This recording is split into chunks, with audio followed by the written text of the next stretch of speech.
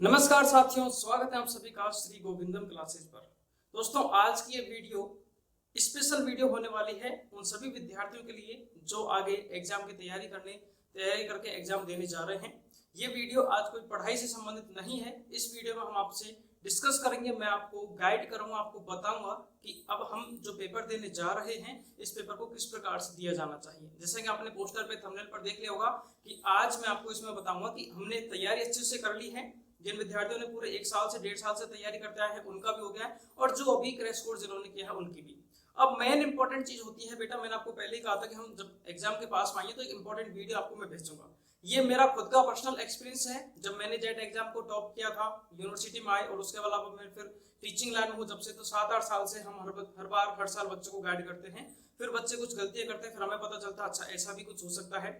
तो उन्हीं चीजों को लेकर आपके सामने आया हूँ, क्या क्या गलतियां आपको नहीं करनी है, पेपर को किस प्रकार से करना है, किस तरीके से आपको मेंटलिटी कैसा रहना है, वो सारी चीजें हम डिस्कस करने वाले इस वीडियो में। ओके, तो एंड तक देखना, ज्यादा लंबी वीडियो भी हम नहीं करेंगे, शॉर्ट एंड स्वीट में आपको मैं बताऊंगा। दो चीजें इस वक्त हमारे मन में सबसे ज्यादा आती हैं। पहला प्रश्न जो ये है कि सर मुझे कितने प्रश्न करने चाहिए। खासकर ये जो क्रैश कोर्स वाले जो बच्चे होते हैं इनके मन में है कि सर आप मुझे ये बता दो कि मैं 100 क्वेश्चन अटेम्प्ट करके आ जाऊं तो मेरा सिलेक्शन हो जाएगा, या मैं 80 क्वेश्चन करूं, कितने प्रश्न करूं। तो आप इस डाउट पे मैं बता दूं बेटा, क्वेश्चंस मायने नहीं रखते हैं कि आपको कितने क्वेश्चन करने चाहिए। ऐसा कोई फिक्स नहीं लिखा हुआ है कि आपको इतने क्वेश्चन करके आ जाओगे तो सिलेक्शन हो जाएगा। उसके पीछे लॉजिक क्या है वो मैं आपको बताऊंगा। और दूसरा सबसे मेन चीज होती है कि अब आपने तैयारी अच्छे से कर ली है, आपने अच्छे से थ्योरी पढ़ ली है, वीडियोज को अच्छे से देख लिया है, टेस्ट प्रैक्टिस अच्छे से कर ली है। अब बारी है कि आपने जो भी नॉलेज एक्वायर की है, नॉलेज जो भी पढ़ाई आपने की है, नॉलेज जो ग्रहण की है, अब उस नॉलेज के बेस पे आप पेपर को पेशेंसली किस प्रकार से कर सकते हैं, क्वेश्चंस को अटेम्प्ट कैसे करें, उस टाइम पे आपके माइंड में क्या चीजें रहनी चाहिए, वो सारी चीजें हम डिस्कस करने वाले हैं। ओके, तो सबसे पहला प्रश्न का डाउट मैं आपको क्लियर करवा देता हूँ कि कितने प्रश्न करने चाहिए।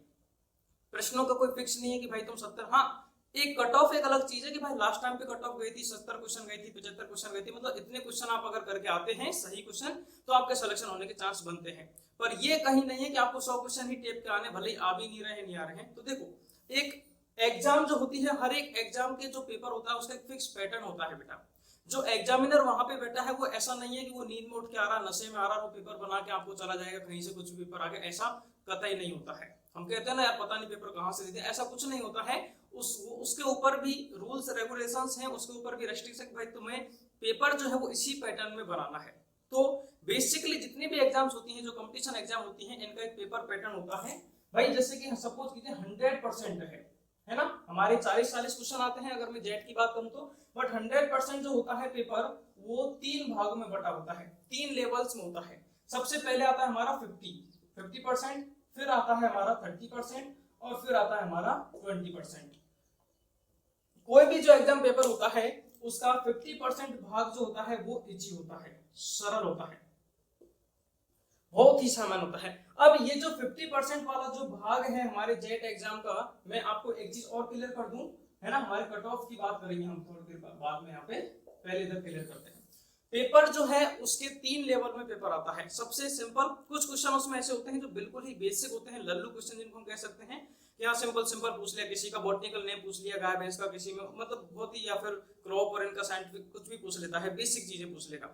ठीक है, शाखाएं ब्रांचेस वगैरह आप सभी को पता है, आप लोगों ने ऑलरेडी पढ़ाई कर ली है।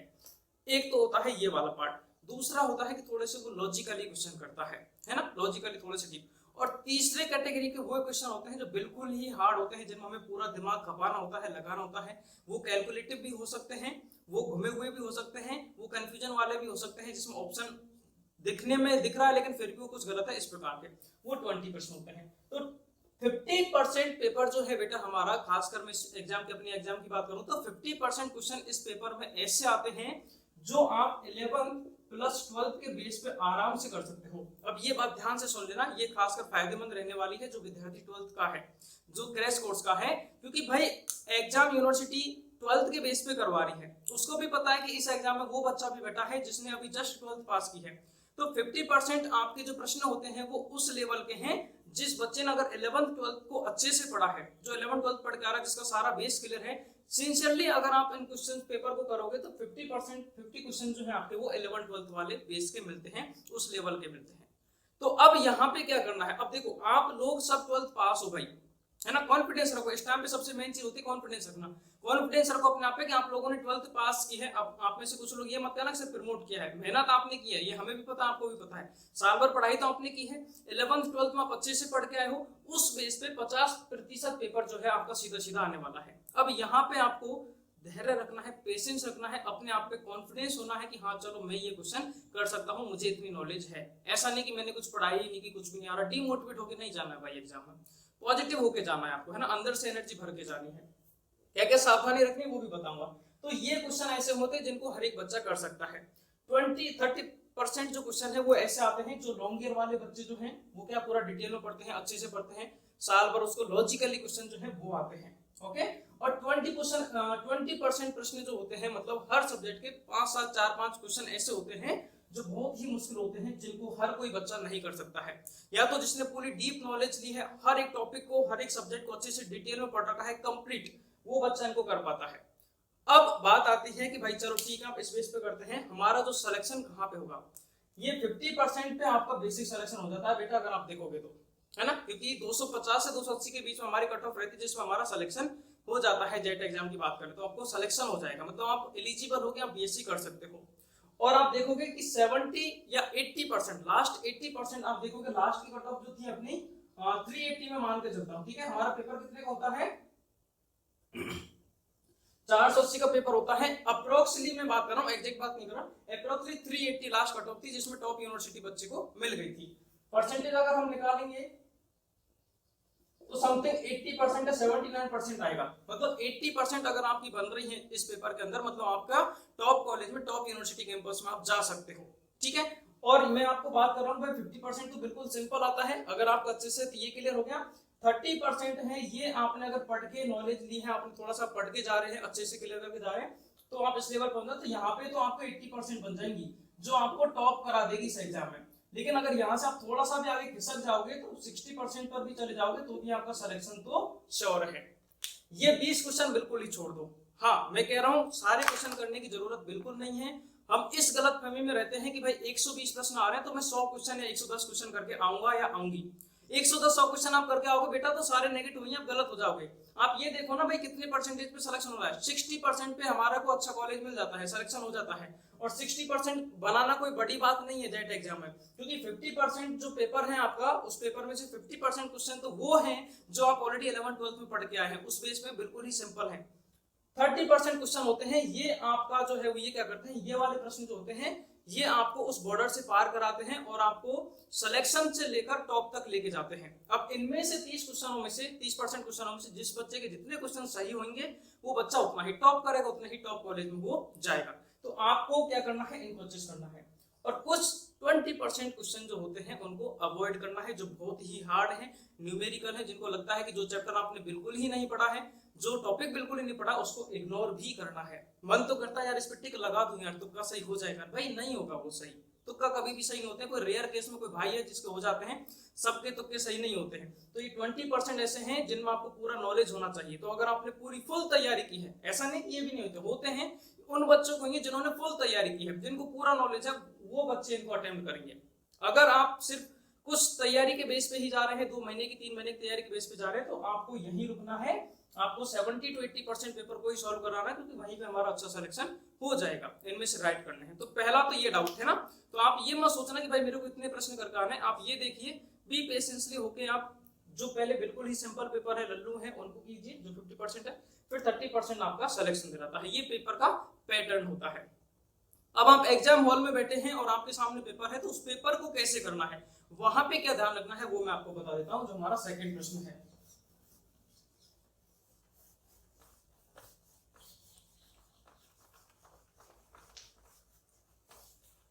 सबसे पहले तो मैं मेरा खुद का एक्सपीरियंस अगर मैं आपको बताऊं, एक्सपीरियंस के साथ में शेयर करूं। जब मैं खुद ने जेट का एग्जाम दिया था, बहुत ही शांति से गया था, आराम से जाके एग्जाम हॉल में बैठा, समय से पहले चला गया था। आपको भी यही करना है।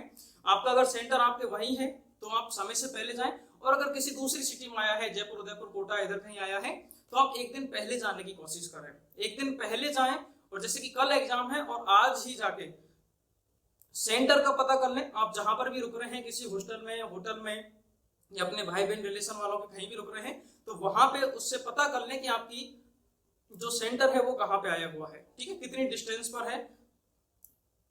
हो सके तो एक बार एक दिन पहले ही सेंटर पे जाके भी आ जाना, अगर मौका लग सके। हाँ चलो मेरा इस कॉलेज में इस स्कूल में सेंटर है, ये है, यहाँ पे मेरा आएगा, ताकि सुबह हावड़ ऊपर नहीं रहे, सुबह आप घबराओ नहीं। तो पहली सावधानी तो ये ध्यान रखनी है आपको कि समय से पहले आपको पहुंचना है, क्योंकि ये चीजें जो होती हैं मायने नहीं रखती हैं, लेकिन हमें इफेक्ट बहुत ज्यादा कर देती हैं। दूसरी चीज, आपको अपने साथ में सारी चीजें लेके जानी है, पेन पेंसिल, एडमिट कार्ड, आधार कार्ड, मार्कशीट, जो भी आपको डॉक्यूमेंट्स की रिक्वायरमेंट होती है, आपके फोटो 2-3, ऐसा नहीं सर एक ही फोटो ले जाऊं, 2 ले जाऊं, भाई 8-10 फोटो ले जाओ, कहाँ दिक्कत आ रही है ना, 2 फोटो तो कम से कम चाहिए होते हैं। तो फोटो, आधार कार्ड, एडमिट कार्ड, ये सारी चीजें आपको लेके जानी है, जो भी और चीजें मांगी है, रिपोर्ट वगैरह, वो सारी चीजें आपको लेके जानी, ताकि वहां पे घबराहट ना हो, ठीक है। तीसरी चीज इंपॉर्टेंट बात ये ध्यान रखनी है कि जो नेगेटिव पर्संस होते हैं, अपनी फ्रेंड सर्कल में कुछ ऐसे लोग होते हैं जो हंसी मजाक में रहते हैं, इधर उधर की बातें करते हैं, या फिर नॉनसेंस बातों में रहते हैं हमेशा, उनको कोई लेना देना ही नहीं कि भाई हम एग्जाम देने जा रहे हैं या फिर हम सेंटर पे आए हैं। ऐसे लोगों से थोड़ा सा दूरी बना लेना, अगर आप सीरियसली तैयारी करके जा रहे हो तो। अब आप भी मस्ती में जा रहे हो तो वो गलत बात है, आप भी सीरियस हो जाना, ठीक है। तो सीरियसली होकर जाना, सीरियसली मतलब सैड नहीं होना है, अंदर से पॉजिटिव रहना है, अपने आप विश्वास रखना कि भाई मैंने अपनी तरफ से 100% लगा दिया है, अच्छे से मैंने तैयारी की है, मैं इस पेपर को अच्छे से करूंगा, बहुत अच्छे से अटेम्प्ट करूंगा या करूंगी। और जो इस प्रकार के लोग हैं जो डिमोटिवेट करते हैं, इधर उधर की बातें करते हैं, या फिर कहते हैं कि छोड़ घूमने फिरने आए तो सिटी में ये है, उन लोगों से दूर रहें। थोड़ा सा अकेले रहने वाले ही, शांत रहें, अपने आप में रहें, है ना, ना अच्छा सोचना है ना बुरा सोचना है, नॉर्मल रहे कि हाँ ठीक है, अपने आप पे कॉन्फिडेंस रखें कि मैं अच्छा करके आऊंगा या आऊंगी, इस प्रकार से। ये 3 चीज ध्यान रखें। अब एग्जाम हॉल में जाके बैठ के शांति से बैठना एग्जाम हॉल में, ऐसे नहीं कि अरे भाई साहब आ गए, कुछ भी नहीं होने वाला, कुछ भी नहीं होने वाला। अगर आप तैयारी करके जा रहे हो तो कोई घबराने की बात नहीं है। जो एग्जामिनर है वो भी अपने जैसा ही इंसान है, एग्जाम हॉल में जो लोग बैठे हैं वो भी आपके भाई बहन ही हैं, तो घबराने की झिझकाने की बात नहीं है। थोड़ा बहुत होता है, उसको अपने ऊपर हावी मत होने देना, क्योंकि हावी होने दिया, मैंने मेरे साथ बहुत सारा ऐसा एक्सपीरियंस हुआ कि काफी बच्चे हैं जो इंटेलिजेंट अच्छे हैं, घबरा के वो पेपर में ऊपर नीचे करके आ गए। तो इस चीज का ध्यान रखना बेटा, इसीलिए कह रहा हूँ शांत रहना, बिल्कुल ही शांत रहना, किसी चीज को ज्यादा एकदम अपने ऊपर हावी नहीं होने देना है। पेपर आपके पास में आ गया, तो अब क्या करना है, अब मैं आपको मेन चीज बताता हूँ। ये तो बेसिक चीजें ध्यान रखनी थी। हमें जो हमारा पेपर है वो बेटा 3 स्टेप में करना है, कभी भी एक साथ मत करना। देखो 2 प्रकार के बच्चे होते हैं, एक बच्चे तो ऐसे होंगे आप में से जो सिर्फ पेपर को देखने जा रहे हैं कि भाई पेपर कैसा आता है, प्रश्न कैसे आते हैं, है ना, देख के आते हैं, सेंटर एग्जाम देख के देखते हैं, तो वो बच्चे पेपर को कैसे भी करेंगे। दूसरी चीज ध्यान रखना कि कभी भी आसपास कौन बच्चा क्या कर रहा है, क्या हरकत कर रहा है, कौन पेपर कैसे कर रहा है, इस पे तुम्हें कुछ ध्यान नहीं देना है। तुम बस ये ध्यान रखो कि मैंने मेरी तैयारी की है, मेरा एग्जाम आने वाला है, मेरा ये सेंटर है, ये पेपर है, मैं वहां जा रहा हूँ, जा रही हूँ, पेपर को अच्छे से अटेम्प्ट करूंगा, मुझे जितना नॉलेज है, जितना आया उसके बेस पे करूंगा, और वापस पेपर देके घर पे आ जाऊंगा या आ जाऊंगी। अब बीच में आपको फालतू की बातों पर ध्यान नहीं देना है कि फलाना हो रहा है, ढिकाना हो रहा है, यहाँ पेपर आउट हो गया, ये मिल गया, वो पेपर, ये चीजें चलती आएंगी तुम्हारे दिमाग में ना, हो सकता है बेबी। सब चीजों को अवॉइड करना, तुम्हें किसी से कोई मतलब नहीं है, तुमने तैयारी की है, तैयारी के बलबूते पे जा रहे हो, सेंटर पे जाओ, शांति से पेपर को अटेम्प्ट करो और वापस घर आ जाओ, कुछ नहीं सोचना है। शाम तक आंसर की आ जाएगी, मैं खुद शाम को आंसर पेपर से 1-2 घंटे बाद ही आंसर की डाल दूंगा आपको, तो उसमें चेक कर लेना कितने सही कितने गलत है, एवरेज लग जाएगा। कुछ फालतू बातों पर ध्यान नहीं देना। जो हमारा पेपर है उसको सिस्टमेटिकली अगर मैं बात करूं तो आपको 3 राउंड्स में करना है, 3 स्टेप में करना है। ऐसा नहीं कि पेपर सामने लिखा, भाई पहला क्वेश्चन कौन सा है, हाँ ठीक है, गेहूं का वानस्पतिक नाम है, कौन सा है, सी ऑप्शन है, उसमें देख रहे इधर आंसर की में सी भर रहे हैं, ये तरीका होता है। एक तो इसमें कौन सा, इसमें डी, ऐसे नहीं करना है, ये रॉन्ग है, ध्यान रखना। बाई चांस अगर तुम्हारे गलत कर दिया ओएमआर शीट में और पता चला अरे यार ओएमआर शीट में टिक होते हैं, सी पे टिक कर दिया, फिर बाद में जाना अरे यार नहीं उसका सी नहीं उसका डी था, तो फिर आप डी पे टिक कर दोगे, तो ये प्रश्न जो है वो गलत हो जाएगा। तो ये बच्चों वाली हरकतें जो है वो बिल्कुल भी नहीं करनी, ध्यान रखना, ठीक है। आपको क्या करना है, 3 स्टेप में पेपर को करना होता है। पेपर मैंने आपको बताया कि 3 प्रकार के लेवल के प्रश्न बनते हैं, सबसे सिंपल, ठीक ठाक और बिल्कुल हार्ड, है ना, जिनको हमें नहीं आएगा, जिनको बहुत ही हार्ड होंगे। तो सबसे पहले आप जब पेपर पढ़ने लगोगे, आप ओएमआर शीट को तो उसमें रोल नंबर वगैरह सब भर के साइन वाइन करवा के वो सबको साइड में रख दो और पेपर को उठा लो। ये मैंने पेपर उठा लिया जैसे कि, ठीक है। अब पेपर को आराम से, पेपर में भी आपको ये ध्यान रखना है कि कौन सी सब्जेक्ट आपकी स्ट्रांग है, केमिस्ट्री, बायोलॉजी, एग्रीकल्चर, जिसमें आपको लग रहा है ये मेरी अच्छी आ रही है, उस सब्जेक्ट को ले लो। ये सोचना ही नहीं कि बाकी सब्जेक्टों पे ध्यान ही मत देना कि किसमें कितने पेपर है, क्वेश्चन आया एक बार पढ़ के तो देख लो, नजर घुमाना। जो सब्जेक्ट आपकी फेवरेट है, जिसमें आपको अच्छे से तैयारी है, उस सब्जेक्ट को उठाओ पहले तो, ठीक है। और उसमें क्या करना है, पढ़ो आराम से शांति से। पहले आपको, आपने अगर देखा होगा तो मैं शाम को क्विज करवाता हूं, तो यहाँ पे भी मैं खुद भी क्वेश्चन को पूरा फोकस होकर पढ़ता हूँ, ऑप्शन को भूल जाता हूँ कि ऑप्शन क्या है। तो आपको हर एक क्वेश्चन को पूरा फोकस होकर पढ़ना है कि ये क्या क्वेश्चन दे रखा है, अब जैसे ही आप क्वेश्चन पढ़ोगे उसका अगर वो बिल्कुल ही लल्लू क्वेश्चन होगा तो उसका आंसर ऑलरेडी आपके दिमाग में आ चुका होगा, है ना। उसको देखो कि ऑप्शन में है कि नहीं है, हाँ भाई है ऑप्शन में, तो उस पर टिक कर दो। फिर दूसरा प्रश्न पढ़ो, ये प्रश्न ये कह रहा है ये क्या है, ऑप्शन में है, हाँ है, या फिर आपने किया हाँ, तो आपके ऐसे क्वेश्चन रहिए पहले तो जो बिल्कुल 100% सही होंगे, जो आपको मुंह जुबानी याद होंगे, जो क्वेश्चन पढ़ते ही आंसर आ रहा होगा, जिसका ऑप्शन देखने की जरूरत भी नहीं है, क्वेश्चन पढ़ते ही आपको जिसका आंसर आ रहा होगा, ऐसे प्रश्न होंगे। तो पहले स्टेप में आपको, सबसे पहले स्टेप आपको वो करना है जो 100% सही है। अब जैसे पहला प्रश्न पढ़ा आ रहा है मेरे को, ठीक है, दूसरा प्रश्न पढ़ा ये भी आ रहा है, तीसरा प्रश्न पढ़ा इसमें थोड़ा सा डाउट है, तो इसमें क्या है, थोड़ा सा डाउट है। तो पहले मैंने बिल्कुल 100% सही थे वो उस पर टिक लगाया। डाउट जिस पे भी प्रश्न पाता कि यार इसका ये होगा या ये होगा, ऐसा डाउट रहेगा, उस पर गोला कर दो। जैसे कि 6 नंबर का क्वेश्चन है तो उस पर क्या कर दिया, गोला कर दिया। फिर आगे बढ़े, एक क्वेश्चन ऐसा आएगा कि यार ये तो हवा ही नहीं लगती यार, कौन सा चैप्टर है, या फिर चैप्टर पता चल गया जैसे थोड़ा बहुत, जैसे बल गति की वगैरह से है, तो यार क्वेश्चन का हवा ही नहीं लगती, तो उस पर क्या कर दो, क्रॉस कर दो, वही करना है। तो पेपर के अंदर आपको 3 मार्क करने हैं बेटा, ठीक है, एक तो बिल्कुल राइट टिक करना है, एक गोला करना है और एक क्रॉस करना है। राइट टिक वाले पे मतलब जैसे ही आपने क्वेश्चन पढ़ा उसका आंसर सी आ रहा है, बी है जो भी टिक किया और वहां पे राइट टिक कर दो कि यार ये फर्स्ट बार में मैंने किया है एकदम सही, इसको कोई भी गलत नहीं कर सकता है, ये तो मुझे आता है। सेकंड कैटेगरी के वो होंगे जिन पे आपको डाउट रहेगा कि यार इसका बी ऑप्शन भी हो सकता है, इसका सी ऑप्शन भी हो सकता है, चलो मुझे देखना पड़ेगा, मैं सोचूंगी या सोचूंगा फिर करते हैं, तो इसको थोड़ा सा बाद के लिए छोड़ दो, वही डिसीजन मत लो। और तीसरी स्टेप होती है कि यार ये क्वेश्चन तो मुझे, ये तो मैंने पढ़ा ही नहीं, ये मुझे बिल्कुल नहीं आना। देखो बेटा आपको डिसीजन लेना पड़ेगा कि मुझे ये करना है और ये तो बिल्कुल भी नहीं करना है, क्योंकि ये भाई साहब जो होते हैं ना यही मरवाते हैं हमें, ध्यान रखना। ये वाले हमारे हमें ऊपर लेके जा रहे हैं, ये क्या वापस से नीचे खींच लेते हैं बच्चे को, तो ये गलती नहीं करना। ये डिसीजन ले लो कि यार ये क्वेश्चन तो मैंने पढ़ा ही नहीं, अब जो चीज आपने पढ़ी नहीं उसको सही कैसे कर सकोगे आप बताओ, नहीं हो सकता, उसको बिल्कुल ही क्रॉस कर दो कि ये क्वेश्चन को तो मैं हाथ ही नहीं लगाऊंगा, नहीं लगाऊंगी, ये देखूंगी। तो एक एवरेजन मान के चलते हैं, जैसे 40 क्वेश्चन होते हैं, तो मैं मान के चलता हूं आपका एवरेज, अगर मैं मेरे हिसाब से बताऊं, बिल्कुल ही बेसिक वाला बता रहा हूं, मैं टॉपर बच्चों की नहीं बात कर रहा हूं, एवरेज बच्चों की बात कर रहा हूं जो बिल्कुल ही नॉर्मल तैयार करके गए हैं। तो कम से कम आप जैसे 30 क्वेश्चन आप केमिस्ट्री एग्रीकल्चर में अटेम्प्ट कर लोगे, 25 क्वेश्चन 20 क्वेश्चन मान के चलता हूं, ठीक है, 20 क्वेश्चन ऐसे होंगे जो आप केमिस्ट्री में, और 20 क्वेश्चन ही मैं मान के चल रहा हूं उसमें बायोलॉजी में, ऐसे क्वेश्चन होंगे जो आपको सीधे सीधे आ रहे होंगे, डायरेक्ट आ रहे होंगे भाई हाँ इसका आंसर ये, इसका आंसर ये, इसका आंसर ये, इस तरीके से। उसके बाद में जब आपने गोला लगाया होगा, ठीक है, तो कम से कम यहाँ पे कितने हो गए आपके 70 क्वेश्चन हो चुके हैं।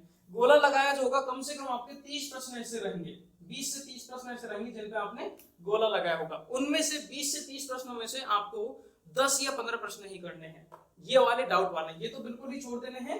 10 या 15 क्वेश्चन ही हैं जो डाउट वाले हैं, उनमें से आपको सॉल्व करना है। क्या पक्का इसका यही है, हाँ यही है, कंफर्म कर लो खुद से ही, हाँ यही है, फिर जाके उस पर टिक लगाना है। इस तरीके से आपको क्वेश्चन जो है वो करके आने हैं, यहाँ से आपको निकालना है। इसकी एक दूसरी ट्रिक मैं आपको और बता दूं, अगर आपको लग रहा है, 2 तरीके हैं, एक तो ये तरीका है इसमें कि भाई ऑप्शन दे रखे 4, ये हमारा कोई क्वेश्चन दे रखा है 1 2 3 और 4 ऑप्शन दे रखे हैं, अब ये हमारा डाउट वाला जिसको हमने गोला लगा रखा है, तो आपको ये तो क्लियर है कि यार इसका ये भी नहीं हो सकता और ये भी नहीं हो सकता, ये तो हो ही नहीं सकते, मुझे डाउट सर जी इन दोनों मारा, इनमें से ये होगा या ये होगा, तो उस प्रकार के प्रश्नों में थोड़ा सा तुक्का हमारा चल जाएगा। चलो ज्यादा पॉसिबिलिटी जो है, प्रोबेबिलिटी है वो इसलिए चलो मैं ये कर देता हूँ या कर देती हूँ, देखते हैं। तो ये कम से कम करना, ये भी सारे मत बढ़ा देना कि 70 क्वेश्चन उधर किए और 30 के 30 आपने इधर टेक दी, मैं 100 क्वेश्चन करके आया हूँ, बाहर आके आप एकदम से सीना चौड़ा करके आए भाई 100 क्वेश्चन कर लिए मैंने, सिलेक्शन 100 है, जो भी ये किए ये फिर 30 आपके नेगेटिव हो जाएंगे। तो इस तरीके से आपको 3 पैटर्न में पेपर को करना है। सबसे पहले ये तो मैं कैलकुलेशन बताई, इसको रेके मत रखो, जस्ट एक एग्जांपल दिया था आपको। सबसे पहले आपको बिल्कुल, अब ये सारे जो कहानी है वो पेपर में ही करनी है, अभी ओएमआर शीट मैंने नहीं उठाई, ध्यान रखना पेपर में ही सारी चीज कर लो, क्योंकि गलती थोड़ा बहुत होती है, ऑप्शनों में जो गलती हो रही है वो पेपर में ही हो जाए, मेन ओएमआर शीट में नहीं होनी चाहिए। बिल्कुल राइट आ रहे हैं वो कर लिया, उस पर टिक लगा लिया, फिर थोड़ा सा टाइम दिया, फिर देखा जो डाउट वाले थे उनमें ये क्लियर कर लिया इन दोनों में से कौन सा होगा, चलो ये होगा, उस पर टिक लगा दिया, और फिर ये वाले तो मुझे बिल्कुल भी नहीं करने हैं। अब यहाँ पे हमारा पेपर हमने सॉल्व कर लिया है, अब ओएमआर शीट उठाओ, ठीक है, अब ओएमआर शीट उठाओ और फिर से पेपर को उठाओ। फर्स्ट क्वेश्चन जो बिल्कुल 100% सही था, फिर भी क्वेश्चन करो अपने आप से, वापस से क्वेश्चन करो कि सही है या नहीं है भाई साहब, जैसे मैं अपने आप से भाई देवेंद्र देख ले, गड़बड़ी नहीं होनी चाहिए, है ना, तो वापस से उसको देखो कि हाँ पहले का सी कंफर्म, पहले का सी ठीक है, बोलो अपने आप से थोड़ा सा धीरे, पहले का सी। एग्रीकल्चर में ये भी ऐसा नहीं कि एग्रीकल्चर का ओएमआर शीट में केमिस्ट्री में जाके भर रहे हो, ये भी होता है, तो देखो कि भाई एग्रीकल्चर का पेपर कर रहा हूँ, एग्रीकल्चर वाले ओएमआर शीट पे पेन को रखो और पहले का सी ऐसे बोल बोल कर आराम से करो, दूसरे का डी ऐसे आराम से, तीसरे का डाउट वाला है, चलो देखते हैं, चौथा पांचवा छठा। तो पहले ओएमआर शीट में पहले आप इनको भरोगे, ओएमआर शीट में भी पहले आप इनको भरोगे, आपको पता चलेगा कि भाई 70 से 80 प्रश्न ऐसे हैं जो मैंने वो वाले ओएमआर शीट में भरे हैं जो बिल्कुल ही 100% सही है, इनको माइका लाल गलत नहीं कर सकता है। 80 क्वेश्चन में छोटो, मैं आपको 70 क्वेश्चन लेके चलता हूं, 70 क्वेश्चन लेके चलता हूं, मतलब 70 इंटू 4 आप करोगे तो कितना आ गया 28, 280 नंबर, मतलब 280 नंबर का मेथड तो आपका 100%, ये मैं क्रैश कोर्स वाले नॉर्मल बच्चों की बात कर रहा हूँ, 280 नंबर का मेथड जो है आपका 100% सही हो गया, आपको फुल कॉन्फिडेंस है कि इसको कोई भी गलत नहीं कर सकता है। 250 या 280 के बीच में ही हमारी कट ऑफ रहती है, मतलब सिलेक्शन तो आपका हो चुका बेटा। ये अब आप क्या है गढ़ जीत लोगे, जब इस प्रकार से आप क्वेश्चन करोगे ना ओएमआर शीट भरोगे तो आपको एक प्राउड फील होगा। हमने भी यही किया था, हम जब काउंट करते हैं भाई मैंने 70-80 क्वेश्चन कर दिए हैं, 80 क्वेश्चन मैंने ओएमआर शीट में वो वाले भरे हैं जो 100% राइट हैं, मतलब ये तो मेरा कोई भी गलत नहीं कर सकता, मतलब सिलेक्शन तो मेरा हो गया भाई साहब, है ना, मिठाई तो बट गई घर पे, सिलेक्शन तो हो गया। अब क्या करना है, अभी तो बहुत बाकी है, 20 से 30 प्रश्न हमारे ऐसे बाकी हैं जो डाउट वाले थे, अब उनको आपको करना है। तो फिर वापस से पेपर उठाओ, डाउट वाला कौन सा था, 6 में डाउट था, 6 क्वेश्चन का बी और सी, कंफर्म बी होगा, हाँ कंफर्म बी लग रहा है मुझे, ठीक है मैं कर देता हूँ, सॉल्व कर लिया ना, तो मैंने उसको बी कर दिया, ये कर दिया, वो कर दिया। तो 10 से मैं मिनिमम से मिनिमम लेके चल रहा हूँ यार, 15 क्वेश्चन भी आप अगर करते हो, ठीक है, 15 क्वेश्चन ऐसे होंगे जो डाउट वाले होंगे, उनको आप उसमें करके आते हो। जयराम जी कितना हो गया 60 हो गया, मतलब 300 कितना हो गया 40, मिनिमम लिया मैंने, सिर्फ 15 क्वेश्चन लिए बेटा, ध्यान रखना मैंने 30 क्वेश्चन जो आपके थे, 30 क्वेश्चन डाउट के थे, उनमें से आधे कर दिए कि मैं तो 15 ही करके आऊंगा, जबकि आप मुझे पता 30 के 30 ठोक के आओगे, अरे यार ये होगा ये होगा ये होगा, अरे मेरा तुक्का सही जाता है, मैं भगवान का पूजा करके आऊं, दही खा के आऊं, ये खा के आऊं, मेरा तुक्का सही जाएगा ना, कम से कम उनमें कोशिश करो कि 100% ये सही है, तो भी आपके 340 नंबर पे जा रहे हैं, और 340 में अच्छा खासा गवर्नमेंट कैंपस आपको मिल जाएगा। ये एवरेजन गणित जो है कैलकुलेशन है वो मैं बता रहा हूँ, जिन बच्चों ने दबा के मेहनत की है, अच्छे से तैयारी की है, तो आप लोग तो 100 110 115 क्वेश्चन टेक के आओ, अच्छे से करके आओ, लेकिन विश्वास होना चाहिए। पेपर का पैटर्न करने का तरीका मेरे हिसाब से, मेरा एक्सपीरियंस वो मैं आपको बता रहा हूँ, गाइड जो आपको किया मैंने वो यही रखो, सबसे पहले 100% जिन पर कॉन्फिडेंस है, जिनको माइकल लाल गलत नहीं कर सकता उसको करो, पेपर में ही करो, फाइनल हो जाए 2-3 बार खुद से कंफर्म कर लो, उसके बाद ओएमआर शीट में उसको भरो, क्योंकि ओएमआर शीट में चेंज नहीं होगा बेटा। उसके बाद जो डाउट वाले हैं उनको बाद में देखो, डाउट वालों को फिर पेपर में ही करो, और फिर करने के बाद फिर ओएमआर शीट में अच्छे से भरो कि हाँ ये कंफर्म हो गया। तो यहाँ से आपको कॉन्फिडेंस जो देगा ना पेपर, ये देगा कि यार मेरे इतने नंबर 250 मतलब 300 पे पहुंच गया, मतलब सिलेक्शन तो मेरा हो गया। अब ये वाले जो नंबर है ये आपके क्या देंगे, रैंक आपकी देंगे, कि आपकी कितनी अच्छी रैंक आ रही है, रैंक को देंगे। तो जितने अच्छे बारीकी से आप इनको सॉल्व करके करोगे उतनी अच्छी आपकी रैंक आएगी, और एक नंबर पर ही काफी रैंक आगे पीछे हो जाती है, आपको पता हो तो कॉलेज तक चेंज हो जाते हैं यार एक नंबर पर ही, तो ये आपके अच्छे रैंक लेके आएंगे। और ये जो भाई साहब है इनको बिल्कुल छोड़ देना, मन कर रहा हो ना कि यार कर दो, नहीं करना है, मुश्किल से बेटा हो सके तो मुश्किल से मुश्किल 5 क्वेश्चन पे तुक्का लगा के आना, मुश्किल से मुश्किल बता रहा हूं मैं, क्योंकि ऐसा नहीं है कि सही हो जाए, क्योंकि ये इन्हीं की बात कर रहा हूं, ऑलरेडी 50% कर 30 क्वेश्चन आपको लग रहे थे कि ये होगा ये होगा, उनमें से ही 15 या मैक्सिमम 20 क्वेश्चन पे जाओ, इससे ज्यादा मत जाना, 15 या 20 क्वेश्चनों को करके ही आना। तो कुल मिला के आपका इस तरीके से आप देख लेना कि कितने क्वेश्चन आ रहे हैं कितने नहीं आ रहे हैं, जो नहीं आ रहे हैं उनमें से कम क्वेश्चन को अटेंड करके आना, बाकी गलत होंगे। और कुछ क्वेश्चन जो देखते ही पता चल रहा है कि ये तो मैंने पढ़ा ही नहीं है, तो उसको तो हाथ ही मत लगाना। अब भाई जो चैप्टर आपने बिल्कुल ही नहीं पढ़ा है, जो क्वेश्चन जो टॉपिक बिल्कुल ही नहीं पढ़ा है, उसको हाथ मत लगाना, वो गलत ही होगा, उसको तो बिल्कुल ही अवॉइड कर देना। अब जिस बच्चे ने पूरा पढ़ रखा है तो उसके लिए 20 क्वेश्चन में से भी फिर निकाल के आना। तो ये एक बेसिक सा फंडा है, बेसिक एक लेआउट मैंने आपको बता दिया कि भाई इस तरीके से आपको पेपर को करके आना है। ठीक है दोस्तों, हमने अच्छे से तैयारी कराई है आपकी, और मेरी तरफ से, श्री गोविंदम क्लासेज की तरफ से, और हम सभी एग्रीकल्चर जितनी भी कोचिंग संस्थान है, जितने भी स्कूल हैं, हम सब की तरफ से आपको जेट एग्जाम के लिए बहुत बहुत बधाई हो। Wish you all the best बेटा, आप अच्छे से एग्जाम को देके आना, क्योंकि हम सब ने ही लॉकडाउन में बराबर मेहनत की है, कोई भी कहीं नहीं गया है, कोई बेचारा घर छोड़ के पढ़ा है, कोई अपने पेरेंट्स को, माँ बाप को, फैमिली को, सबको छोड़ के पढ़ा है। स्टूडियो में तो मेरी बात होती थी, स्टूडियो में ही है, दिन रात वही निकल रही है, आप लोगों के लिए नोट्स बना रहे हैं, आप लोगों के लिए टेस्ट बना रहे हैं, आप लोगों के लिए क्विज बना रहे हैं, ये कर रहे हैं, वो कर रहे हैं। इतने स्टाफ, इतनी फैकल्टी सब लगे हुए, किस वजह से लगे हुए थे कि आप लोग जेट का एग्जाम दें, उसको अच्छे से दें और उसमें पास हों। तो हम सभी टीचर्स की तरफ से, सभी कोचिंग जितने भी संस्थान है एग्रीकल्चर के, क्योंकि हम सब एक परिवार है, आप हम सब जो है वो कहाँ से निकले हैं, एग्रीकल्चर यूनिवर्सिटी से निकले हैं। तो हम सब मिलने जुलने वाले फैमिली हैं, पूरी अपन सब एक फैमिली ही हैं।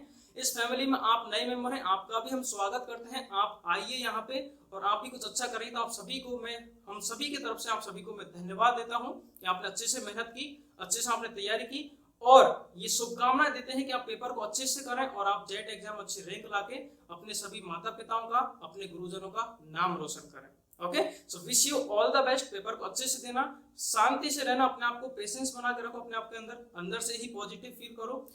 फालतू की चीजों पे, इधर उधर की चीजों को बिल्कुल ही अवॉइड कर दो। 2-3-4 दिन के लिए किसी को कुछ नहीं सोचना है, आराम से रहो, अपने साथ रहो, कॉन्फिडेंस रहो कि मैंने मेहनत की है। क्योंकि ध्यान रखना, वो जो है वो आपको देख रहा है। अगर आपने ईमानदारी से मेहनत की है, लगन से मेहनत की है, तो वो आपकी मेहनत को बेकार नहीं जाने देगा, आपकी मजदूरी को बेकार नहीं जाने देगा, आपको पूरा फल देगा वो। तो आप भगवान पे भरोसा रखिए, अपने माता पिता का आशीर्वाद लेके जाना, अपने गुरुजनों का आशीर्वाद लेके जाना, सभी टीचर्स को, सभी गुरुजनों को थैंक्स बोलना, और अच्छे से पेपर को करके आओ और फिर जीत के आओ। Okay, thank you so much.